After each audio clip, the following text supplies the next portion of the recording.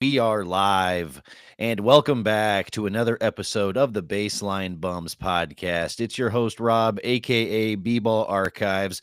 All of this is brought to you by Love You Hard TV. And once again, I got the bums in the house, but it's a special night because we got Mike Taylor in the building. And as always, we got the main bum, AJ. Gentlemen, I know we're on the heels of a Spurs loss, but how are you doing tonight? I know it's late. Regretting committing to doing this particular program. No, I'm kidding. I'm happy to be on, and it was a no-brainer to say, of course, I'd love to join you after the big Lakers game. It never occurred to me that this thing would be as long as a college football game tonight, but I'm okay. We're holding up. Just sucks they got beat. It's been easier to be awake right now with you guys had they won the game. We had a chance. We had a Yeah. chance. But Yeah. it is late. I had coffee at like 4:00, so I was Mhm. able to stay up, but I am fading fast. Oh, bro, Mhm. I'm drinking coffee now. like What what, did what we do you wind up with? Did we get to 70 foul calls in this game?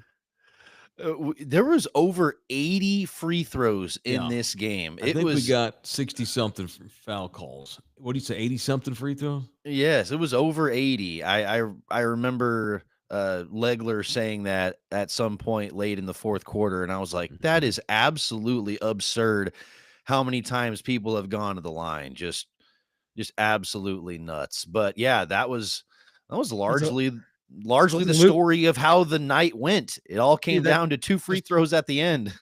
just I mean that's a Luka basketball game. That's a game in 2025 now. Is just we're gonna shoot a bunch of free throws and we're gonna get to the bucket and we're gonna complain the whole time, and that's what it was. And halfway through the first quarter, I was like, oh no, oh no, this is gonna take forever. And I mean, sure enough, the second time in about like a week or so that Wemby fouled out too. And I mean, those fouls were just ridiculous fouls too. So, this was a long one for sure. We should have won the game, but once again, if we had De'Aaron Fox, this game would have been a lot different. That's Well, that's and if very true. LA's got Austin Reeves and LeBron James, it's also different too. It's just, I said the other night on the podcast, they were due for a loss and maybe even get thumped a little bit might be good for them because then you'd see how they responded. They get whipped the other night in Phoenix, and they responded pretty good tonight. Wemby just got into foul trouble, and they just kind of screwed up the entire momentum. And LA was ironically because we've got Wemby, but LA was actually the bigger team because with Hachimura and DeAndre Ayton inside were often too much for what the Spurs had on the floor. And Wemby's got foul trouble. Luke Cornett is also hurt. Olenek just got back. It wasn't like he was going to get heavy minutes. I thought that the Lakers were able to dominate the boards and create this sloppy game, like you said, a Luka type game where it's a bunch of free throws and bitching and rough and tumble hoops under the rim. And San Antonio got beat pretty good in that category, from what I saw. Well, absolutely. Yeah. Especially like you mentioned earlier, AJ, it was a night where Wemby was in foul trouble for most of the game. And when Wemby's not on the court, our defense looks absolutely terrible. It's absolutely laughable, the on-off numbers, that kind of differential. And you saw the Lakers act accordingly, because what they did was they threw a lob immediately the first play after Wembanyama sat down. Every single time they threw a lob to Ayton, and it ended up working. And so, yeah, that was a clear, glaring weakness of ours that we need to address. I know we don't have Luke Cornett, but we immediately went to playing Sohan at the 5. We immediately went to playing Sohan at the 5 after we figured out, hey, we really can't trust Bismack in this moment. We can't trust the slow-footed Olenek to try to D up in the last 3 minutes. So, yeah, we really need to answer those questions. What's going on, Rudy? How you doing tonight? Fantastic. Sorry about that. All good. I'm What do you good. think about that game? Game 7. Things happen. The thing I told Mike was after the Phoenix loss, and every superstar goes through this. Well, one, obviously, the foul trouble. Wemby's going to also fall into, there's a couple categories he's going to fall into. He's going to fall into that Shaq Obviously, he's not as big as Shaq. He's going to fall into that LeBron where it's like he's going to be tough to officiate. That's the one category he's going to fall into. The other category he's going to fall into is learning to play through the double team. It seems like that's a little blueprint out on him right now. I think Phoenix kind of opened a can of worms. The Lakers kind of follow suit. And it's new. I mean, for whatever reason, the first, 2 years and 5 games, nobody was really double teaming him. And these last 2 games, it kind of sent him, and he kind of looks a little bit confused. And what the Spurs had to get to a point to is like, you got to learn to win when he doesn't have it, or he's not playing as well, or he's in foul trouble. But Dylan Harper's out, Fox is out. I'm not trying to make excuses for him. And Luka was cooking, and I know Legler was on. I don't remember the podcast. It's an insane amount of free throws that have been taken this year just around the league. And those kind of games, is like nobody wants to see that. And that's been the biggest thing with NBA refs for years. They always make themselves a part of the game. And I'm not saying that they made a bunch of bad calls, but in that type of game, that's what's going to happen. And I'm not criticizing Mitch. I'm not. I like what he's doing. But this is the same guy that was forced to play the Rookie of the Year. And I think Carter Bryant should be playing more. I'm not saying he makes a huge difference, but Shohan's first game back. Harrison Barnes and foul trouble. What are we doing? Kelly Olynyk looked like he lost a step or What two. are we doing? Again, but I'm not mad and I'm not criticizing him, but this is the same coach that had to be forced to play the Rookie of the Year. And I'll shut up. Sohan felt forced tonight because he hadn't played yet. Yeah. And so we got these wonky rotations out there, and Mitch is probably just throwing mud against a wall at this point. But he had to force Sohan in because he's a veteran and he deserves the playing time. But yeah, you get that kid over there not playing at all. Hell, I'd rather him be in Austin at this point than sitting on the bench watching the Spurs play every night. I'm not saying that makes a difference, but whatever. Well, I mean, for what it's worth, I did think that Sohan did have a good outing his first night back. I mean, he went 6 for 7. He had that big corner 3 in the fourth quarter. He had a good put back. He showed some good energy, some good physicality. Free throws with 2 hands. Right. I was going to bring that up. He's looking nice. Right. He switched back. I don't know what sparked that, but I mean, he's shooting free throws normal again. So, ultimately, I like what I saw. I mean, especially the very first play he was in the game, they put him right on Luka, and then he switched off and then was right on Ayton. There's no one else on our squad that can do that. Go from the primary ball handler to the primary big. And I think that's going to have him a role within our lineup pretty much always. For sure. You know what, Rob? I almost like we're like Rudy said, we're not even 2 weeks into the season, barely. It's like Steph Castle can be a dynamic offensive player. Do we agree with that? He can be a very ferocious threat on offense. If he is expending so much energy every single stinking night trying to guard the other team's star, that's going to have an effect on him offensively, And so it's nice to see Sohan come in and do what he did. Not that they exactly play the same position, but as Rob points out, Sohan can switch off and guard anybody 1 through 4. Be nice to see Sohan get back in the rotation and spell Steph's defensive efforts so Steph can concentrate on making buckets. Because I'm not sure Steph is like a Steph Castle. I love him, but is he going to score 25 every night and lock down the other guys? I think Fox and Harper. I think Fox and Harper will help out with that too, Mike. Yeah. So that's a great point. It's a great point. Need Fox, man. Need Fox. Need Cornette back in there, and need to be able to make shots because that was just pretty sloppy. We also had some real stupid turnovers. I mean, yeah. Luka had 4 or 5 steals, and I don't think he earned them. I think he was like, "Oh, hey, piece of candy," and so that's kind of how our night went. And we turned over the ball, or we shot ourselves in the foot so many times. So it was just one of those learning lessons. They're gonna chop up this entire tape and then go back to the drawing board. I expect a lot more for an NBA Cup game coming up against the Rockets. So I forgot all about that. Yeah, so hopefully we can get a good win on an NBA Cup game, because maybe that's something that's obtainable this year for us in our squad. But we'll see. And I'll give JJ Redick some credit. I thought he did a good job. I've been hard on JJ Redick. I didn't feel like he earned that job, but tonight, well, just this season, with all the injuries they've had, and so as we can criticize. What I'm saying is we can criticize the Spurs and some decisions and turnovers and free throws, but I thought JJ Redick did a good job of playing chess sometimes and kind of outcoached Mitch here and there. So props to I mean, and then there's that guy, number 77. It's pretty good. Good. He's pretty good at basketball. It's a story of his career, what you said a minute ago, AJ. It's like he just kind of lucks into steals, it seems like. He's like the least looking, busiest superstar I've ever. It's ridiculous.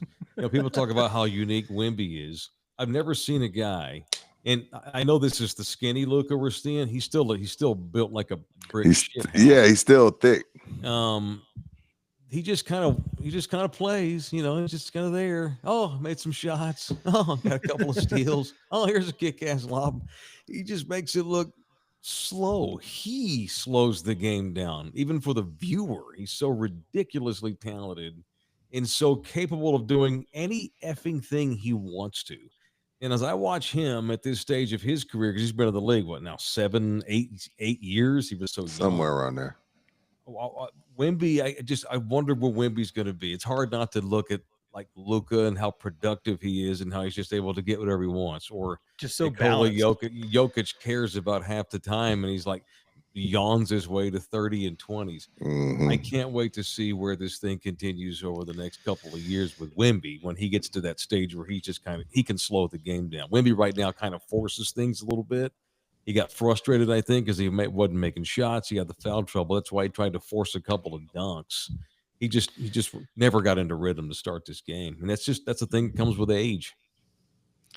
I completely wholeheartedly agree. Yeah, I think whenever he figures out that go-to shot that he can kind of just get to on a consistent basis, where I saw a couple of opportunities tonight for like a little 10, 12-foot push shot, maybe like a little just over the left shoulder, little floater shot where, man, I'm not saying it needs to be a Kareem skyhook or anything like that, but just something you can go to consistently when maybe you've missed a step back. Maybe, you missed a couple of really easy shots and you just need to see the ball go in the net. And I think that's really what we're missing from Wemby. And Mike, I agree with you that whenever we see him slow the game down and start to play at his own pace, things are going to be so much easier for him, because now we're still seeing him try to like beat people off the dribble and out quick people. And that's not necessarily what's going to lead him to immediate success.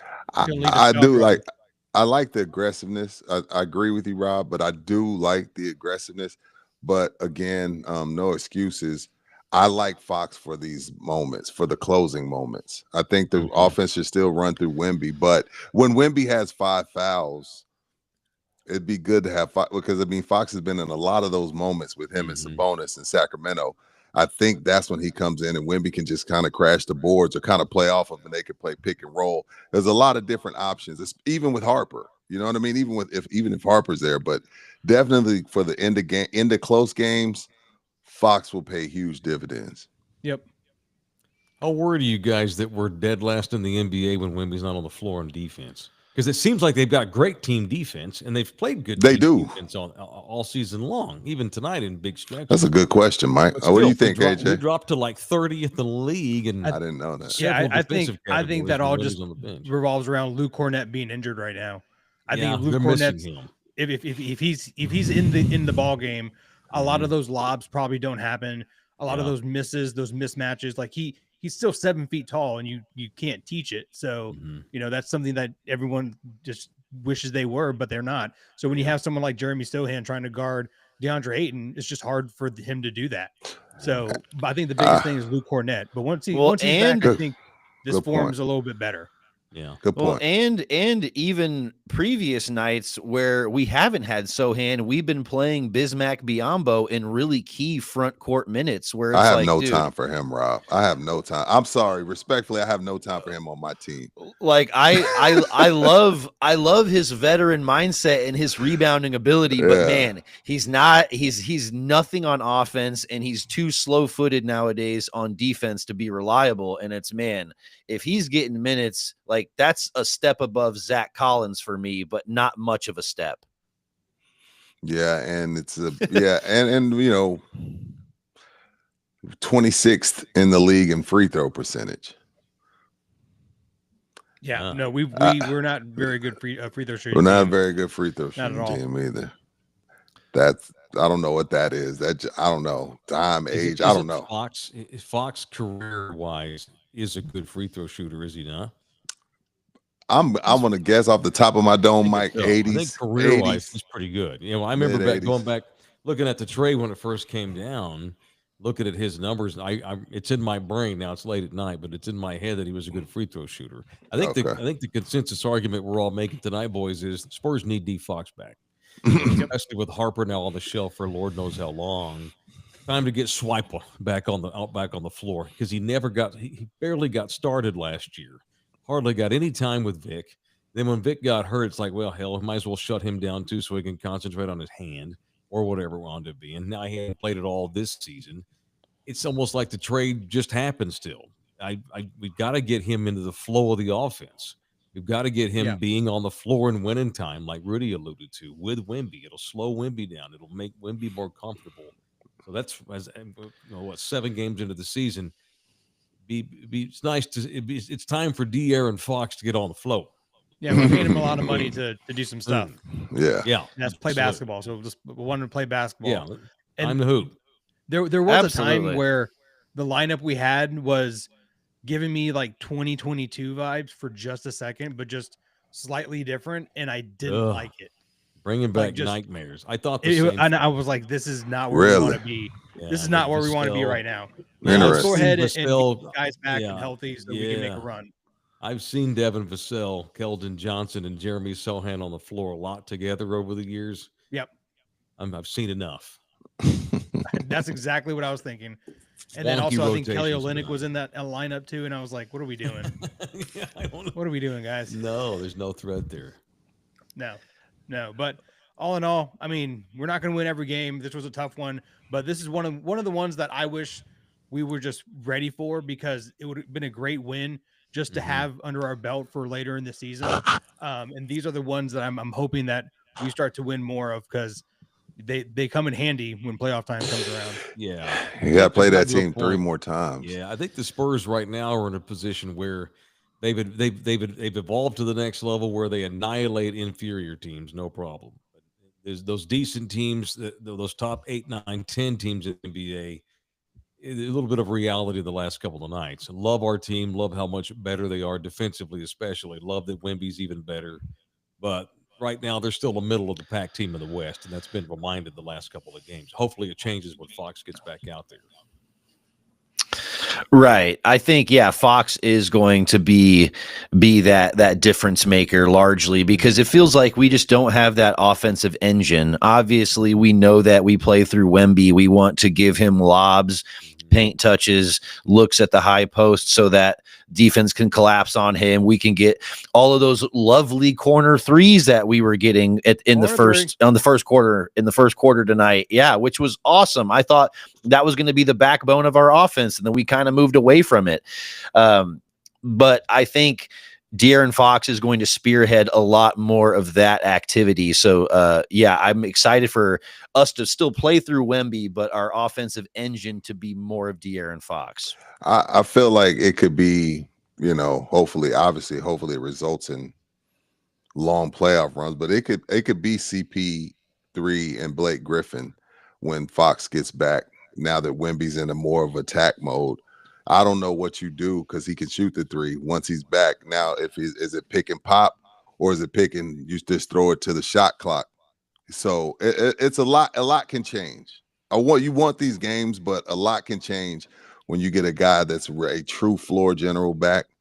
And and another shooter. I'm not saying Fox is Steph Curry, but right now it's Champagny. Yeah. And everybody else is just, we like keep our fingers crossed. That's another thing. Like, Wemby can be in attack mode, but if teams are going to send doubles, we need another sniper. We need another I mean, and I think they'll be active at the trade deadline for another guy that you have to account for. Because if we're still here in the AJ. West during the time of trade deadline, we're making a trade for that push. Yeah, because I mean, people used to make fun of Matt Bonner. Oh, Matt Bonner kept the floor spaced. So it doesn't even have to be it don't have to be some stud. It just needs to be somebody that has to be accounted for, because the word is out. Oh, send the double at Wemby. Like it's been, because nobody knows what to do with this kid, but the word is out right now, and the Spurs, now it's on the Mitch to make the adjustment. And it could be Carter Bryant. I'm not mad at his shot. I like the look of his shot, but I just need to see it go down with some more regularity. No, that's fair, Rob. That's totally fair. It definitely looks good. And same thing with Stephon Castle. It's like I like the look of his shot. I just need to kind of see it go down more often, because Harrison Barnes isn't going to go 4 for 6 from beyond the arc like he did tonight every night, and that's kind of who we're relying on for our floor spacing. And I feel like, is Castle struggling with confidence? I feel like he shot the ball with more confidence last year. I think he's tired. I think he's being asked to do way too much. Maybe that's what it is. I'm like, damn, I don't remember, because everything's downhill. It feels real Russell Westbrookish. I'm like, damn, I felt like he shot the ball better last year. I don't know. I have to look at the numbers. I'm just spitballing. Percentage-wise, he definitely is shooting better this season. Okay. But it's not by much. But I also agree with you. He's getting into the paint a lot more, and nothing wrong with that. Right. I think that's free throws. Yeah, that's where he's finding success. Yeah, if you're finding success right there, and I think he's shooting better from the line than he did last year. I think he's up like 7-8% from last year. So that's what we want to see. But yeah, it's leading to maybe a little hesitation from beyond the arc, so to speak. I'm nitpicking. Well, I want to nitpick on DeAndre Ayton's hair. That thing is disgusting. I don't know what he was doing with that, guys. I'm not gonna lie. That was very distracting to watch. Well, that's what happens when you move out to that damn LA. I knew he was gonna say. Ask Caleb Williams. Weird. Go out there and get weird. Say this. Speaking of nitpicking, what's up? As long as Julian Champagny is a guy who's relied upon every single night because he's one of the 2 guys on the team who can shoot, that's a problem going forth. If he can make effing free throws, we might still be playing this game, because they would have went to overtime had he made the 2 free throws at the end. God bless him. I know he's a hard worker, and Mike Breen mentioned 2 or 3 times about what a great job he's done filling in for people that are injured, but I'm tired of watching it. We're 7 games in. They beat the hell out of a bunch of crapo teams, and they got thumped here by Phoenix and LA. Now, not get thumped by LA, but they got dominated in phases. A little reality kicked in tonight. For me, it's about getting guys healthy. I don't want to rush guys either. I know they're being really, really for sure. Everybody, they let Sohan come back, and that was good. Mitch, I got to figure out how to implement him back into the room, into the rotation rather. The thing that bothers me once again with the Spurs is, and it's a process. They'll bring in guys. I know they're not stupid. They know that they don't shoot well. This thing can't shoot well. This thing does not make enough threes well, and that needs to somehow improve, either from within or, like you said, Rudy, later in the year, from without, or both. Absolutely, yeah. I don't know. I don't want to rely on Champagny if we're relying on him the rest of the season. I have liked what Vassell's done. I think he's been aggressive, and I think he's made some timely shots as well. But I agree with you. I like that Vassell comment, because I think it's more about his shot selection. Like, I feel like a lot of his shots are happening within the flow of the offense. He's not taking 3 or 4 dribbles and then fade away mid-range shot with somebody's hands right in your face. It's like, you're not trying to create offense like you're Kobe. It's like, go ahead and get your catch and shoot on. And I think that's largely what we're seeing from him, and I think that's why we're seeing him play with a little bit more comfortability. Great point. Yeah, but I mean, there's a lot to like about tonight's game, even though even though we did lose, dude. I'm still liking Keldon's energy off the bench. Like Yeah. I know that he doesn't help us space the floor very much, but man, very few players attack the rim with aggressiveness like Keldon does. His dirty work doesn't it's not glaring because I feel like they're all scrappy, but Keldon's doing all the dirty work. Like on a team, like if Keldon was playing for not Golden State because you got Draymond. If he was playing for Minnesota, you would be able to tell, like, damn, that guy's out there doing he's been setting picks. He ain't calling plays for him. He's getting rebounds. He's getting offensive rebounds. But due to the fact that these guys are kind of all on one rope, it doesn't stand out, but I see it. The dirty work, Keldon understands what his role is on this team, and I can appreciate a man that understands his role. So I like what I'm seeing from Keldon too, Rob.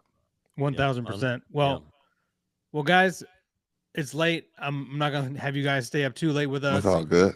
But hey, thanks so much for jumping on, and thank you so much. No, thank y'all for having us. Jokic versus 90 centers. I think that was fantastic. We kept it to the Spurs game, so appreciate that. But you guys are welcome on our podcast anytime. Thank y'all for having me, man. Much fun. A lot of fun. Let's do it again. Have a good rest of your day. Earlier in the evening. Yeah. Good morning. Yeah, seriously. Rudy, I'll see you later today. All right. Later, fellas. All right, y'all take care. All yeah. right. I mean, it's a tough way to lose. It's a tough way to lose because we had a legitimate chance to win, and it came down to a couple of free throws, and ultimately sometimes that's all it is just one. In those moments, what caught my eye was we have no one to turn to, man. Wemby was out already because he fouled out.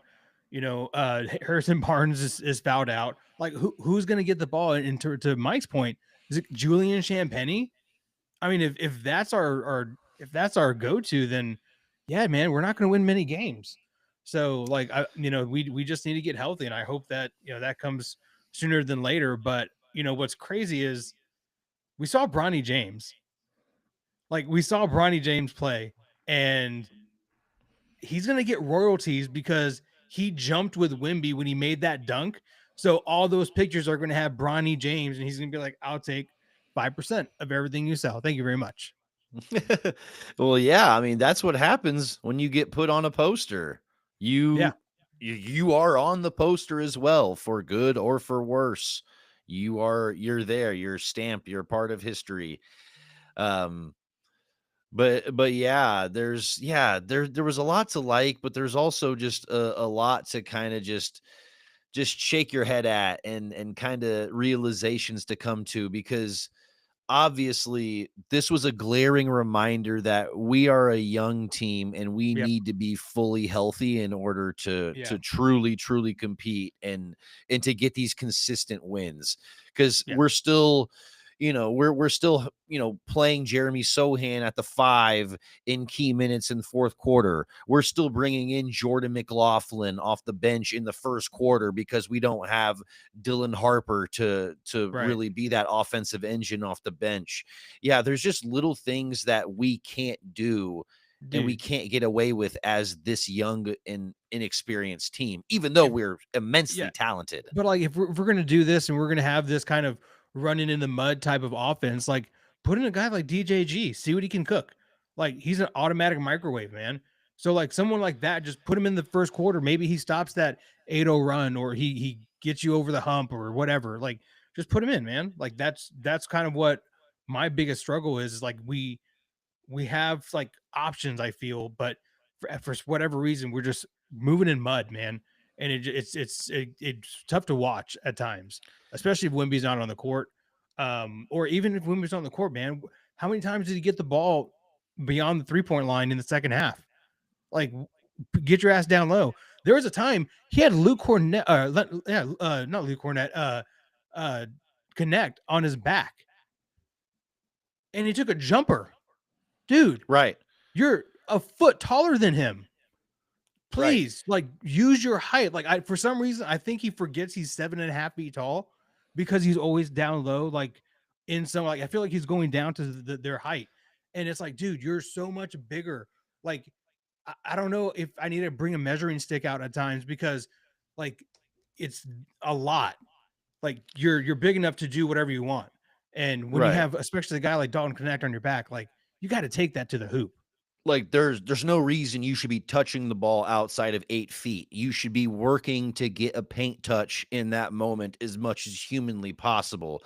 And Yeah. it just seems like he wants to nonchalantly catch the ball, like you were saying, 15 feet out plus, where Yeah. I'm okay with him catching the ball at the free throw line, but it needs to be specific. It needs to be catch the ball, turn, wait for the defense to collapse, hit the corner, or if not, you're crashing. You're maybe passing and then you're finding a better spot down low. And it's, man, I just really want him to play a more effective style of basketball. We know he has the bag, we know he has the capabilities, we know all of this stuff, and we ooh and ah every single night with our jaws on the ground at the way he plays basketball. But we need it to be more effective. I want him to develop that little 10-foot over the left shoulder hook shot so he can go to it time and time again, and it's something that is an easy source of offense when he gets double teamed, when everyone Right. collapses on him. Right. That's what's always going to be there. Well, also it's just one of the, like these past two losses, he's not attacking, or he's not out, he's outside of where he needs to be. In those first 5 games that we won, he was living in the paint. Like how many highlights did we see of him being in the paint? So, I'm just thinking what changed, what happened? Like maybe it's because we're trying to do something different, but obviously we've had a couple of injuries. So, hopefully this kind of all gets back to where we need to be. But at the very least, we have 3 guys that came back. Kelly Olynyk looks not great, man. Like I don't know what's going on there. Maybe he needs a couple more games to get back into shape. We'll give him the benefit of the doubt. But I mean, it didn't look great, and I don't know how many minutes he gets when everyone's healthy. Yeah, Kelly looked very slow-footed. Like he looked not ready to defend anybody. Very, very I mean, you can chalk this up to maybe he wasn't like ready to play at game speed or whatever, but yeah, he just didn't really look ready to contribute in any way. He didn't look ready to like find his shot. He didn't look ready to rebound aggressively. Anything that I was hoping to see from him was kind of lackluster. So when I Even look at it through that lens, yeah, we can't rely on him. We can't rely on Biombo for big time front court minutes. We really need Luke Cornett to be healthy, and then we can supplement that front court with Sohan minutes as well. Yeah, I think it would be wise of us to look at acquiring someone young, maybe a center that hasn't gotten a lot of reps, or someone who just needs a team, or just someone who's reliable. Um, because I think someone like that might be a little bit better than what we have. I don't want to say too many names, but kind of like a Dominic Burlow, or like a what's it called, Charles Bassey type guy, just a tall young guy that can go out there and grab boards, like Biombo, but 10 years ago, Right. Seriously, like like Biombo, but Biombo 10 like, years ago, like yeah, like, that's what we need. but with fresh legs ready to defend. Exactly. Yeah. Just to like kind of help him develop, and then also just get those, I guess, easy boards that it seems we just can't get, man. Like sometimes I'm just looking at this going, how are we not getting these boards? Like we're right there, and we're not getting them. So we have a lot to Yeah. improve on. We have a lot to improve on. We do get the Rockets. I'm kind of concerned now, but I'm hoping that here in the next day or two, like I said in the last podcast, we get some good news about De'Aaron Fox. So we've seen the pictures, we've seen the videos. I want to see him on the Yeah. court. Yeah, he's clearly stated that he feels ready to start participating. So I'm ready to get him back on the court. But yeah, I agree with this comment from Jorge Sanchez. He said also Mitch needs to adjust better. When Luka had 4 or 5 fouls, they need to make him switch to get Luka to be guarding and attack his ass. I agree. Absolutely. I Absolutely. agree. That's what they did to Wemby. Yes, 110%. Yeah, that's what they did to Wemby. We need to be doing different offensive schemes to be attacking mismatches, and that mismatch a lot of times is Luka, especially if he has foul trouble. That's a no-brainer. Great comment. Not only foul trouble, but also he's yelling at the refs the whole game. So like it's a boiling point essentially at that point. So, like this is just a young team, a lot of things like that. But I'm just happy that we're still 5-2. We're still kind of middle in the pack. We have the Rockets on Friday, which is I think going to be another potentially late game. Oh yeah, by the way, why can't we start games like they do in Europe, like on time? If we're paying $700, let's say a year to watch these games on apps, I would expect maybe you can start on time. That was going to be my dunk. You have the capability of doing simultaneous games at once. Why can't you do that in the NBA, in the NFL, in MLB, and all these other places? Like, I don't get it. That's asking too much, AJ. Okay. We can't start games on time. We got to be like 12, 15, 20 minutes late at all times. At best, 7 or 8 minutes late. Dude, insane. But yeah, it's insanely frustrating. But I also think that the refs need to, or the NBA needs to look at this foul epidemic that's happening. Like the drive to the basket, get a little bump. They're going to call the foul every time. Like we saw we shot 82 free throws this game. So how many times did that happen during the course of the game? The NBA needs to look at that play and figure out how either not to call it or maybe call it every once in a while, because like we're sitting here at 12:50 a.m. on a Wednesday talking about hoops. Like, dude, it would have been cool if we did this maybe an hour ago. Right.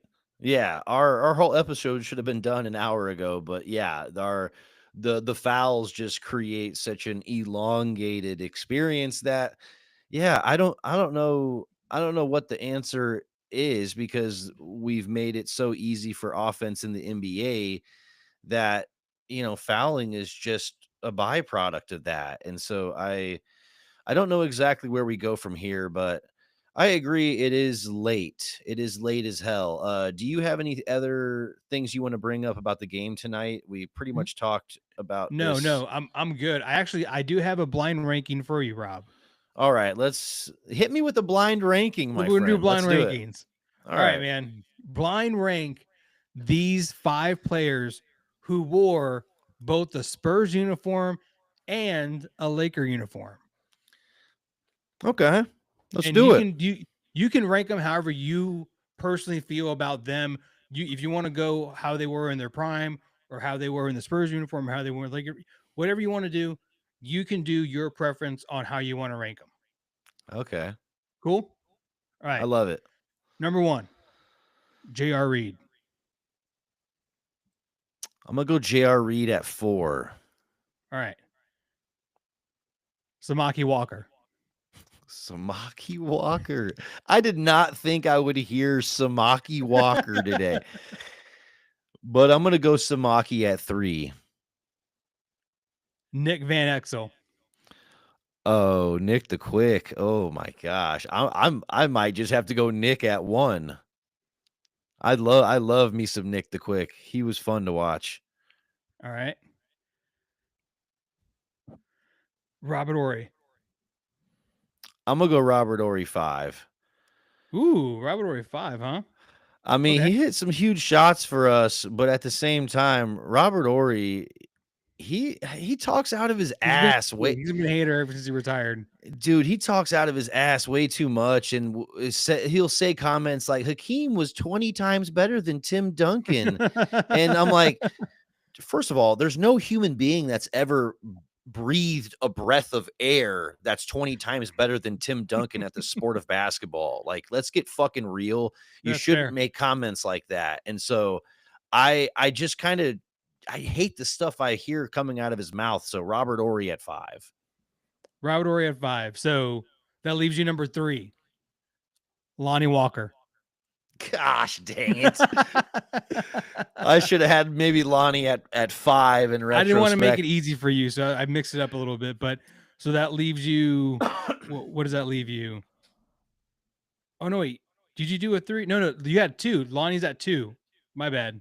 Oh yeah, Lonnie's at 2. It's late, God. guys. It's late. So It you have is. Nick Van Exel, Lonnie Walker, Samaki Walker, J.R. Reed, and Robert Ory. I probably should have had Samaki higher, but at the same time, I'm okay with Lonnie's hair being that high as long as it's his rookie draft hair. With that hat, just like just his hat just resting on. It's like, what are you doing with the hat? It's not. Yeah, you just hold the hat at that point, my friend. Yeah. All right, man. Well, it's late. Do you have any dunks, or that was your dunk? My dunk was just, can we start games on time? Like we pay so much money for these apps, like whether it's FanDuel or NBA League Pass. It's like there's so many different avenues you have to have if you want to watch all these games. I know tonight was on ESPN, but usually it's not. ESPN too? Seriously, it's a bunch of bullshit. Like it's got to be easier. You can stream how many college football games on a Saturday, but you can't get 2 NBA games scheduled properly on a Wednesday.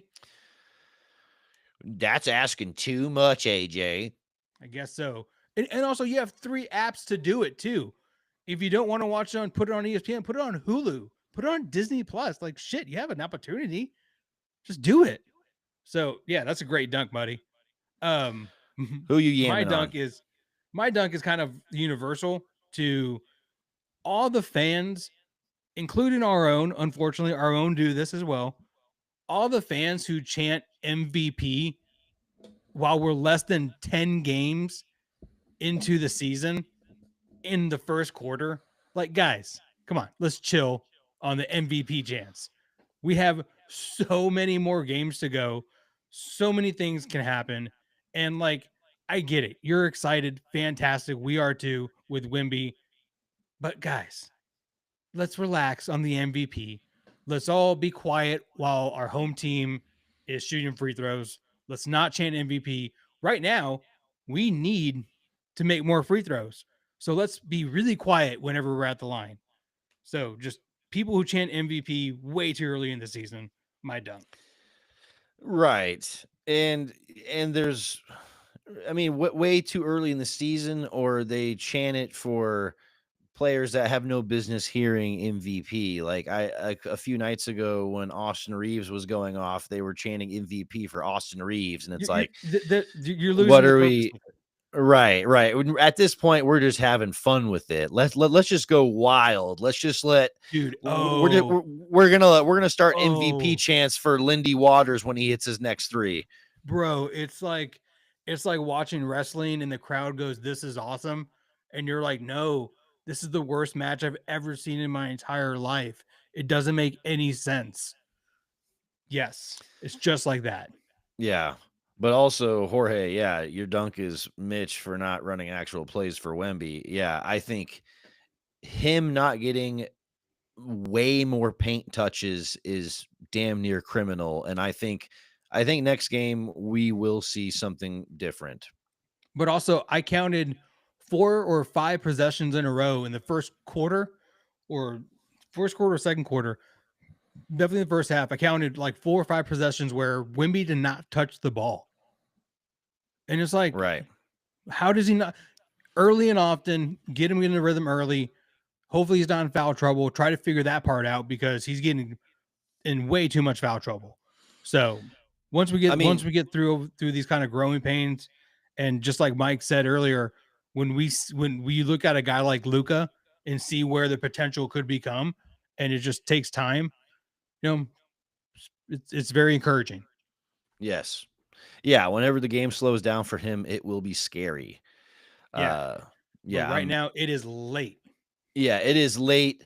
And it is right after a Spurs loss, so we need our beauty sleep. But everyone, if you are here, if you are with us, we appreciate you. We not only love you, but we love you hard over here. Absolutely. We love talking Spurs basketball. We love doing all of the fun stuff, but it wouldn't be nearly as fun if you weren't here, if you weren't in the comment section, whether it's here on YouTube, whether it's, TikTok, Instagram, Apple Podcasts, wherever you're consuming the podcast. We appreciate you. This experience would not be the same without you. So we really, really, truly appreciate you. And that being said, we're going to end this episode the same way we end all episodes. And that's with a go, a Spurs, a go. I can't scream it too loud. My wife's asleep in the other bedroom.